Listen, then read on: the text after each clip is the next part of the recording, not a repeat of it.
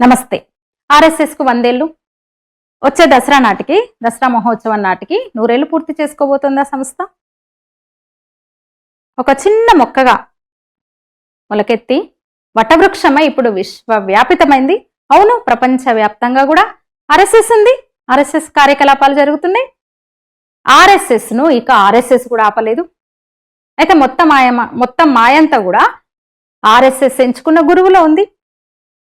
ఇక doctor Hedgewar RSS వ్యవస్థాపకులు. హెడ్గేవార్ అయితే మాస్టర్ స్ట్రోక్. ఆయన చదువుకున్నది అనాటమీ డాక్టరీ అయినా అంతా సైకాలజీ వ్యవహారమే. బయట సమాజానికి పెద్దగా తెలియదు కానీ ఆయన్ను యుగద్రష్ట అంటుంటారు. అంటే రాబోయే ఒక యుగాన్ని దర్శించాడు ఆయన.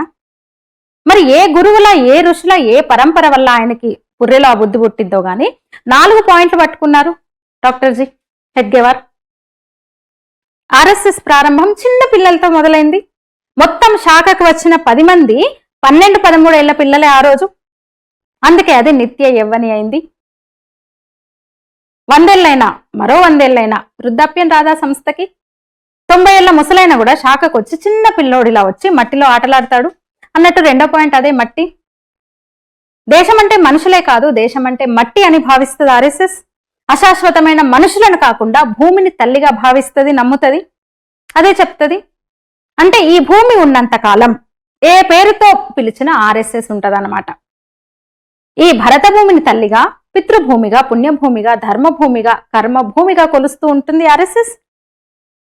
సంఘ్ ప్రారంభమైన 2 ఏళ్లకు అనుకుంటా ఒకరోజు గురు పూజ చేద్దాం రమ్మని పిలిస్తే, డాక్టర్ హెడ్గేవార్ పిలిస్తే పిల్లలంతా ఈ డాక్టర్ గారికి పూజ చేసి ఎంతో కొంత ఇచ్చుకుందాం, ఆనందం మంచిగా అని ఉత్సాహపడుతూ వస్తే వాళ్ళందరికీ షాక్ ఇస్తూ శాఖలో కాషాయ ధ్వజం పెట్టి నేను కాదు ఇది మనకు గురువు అన్నారు ఆయన. అదే పెద్ద మాస్టర్ స్ట్రోక్, సైకలాజికల్ స్ట్రైక్. అంటే అశాశ్వతమైన మనిషి గురువు కాదు, వ్యక్తి కాదు, తత్వం మన గురువు అన్నాడు ఆయన. 3వ పాయింట్ వచ్చేసిందిగా.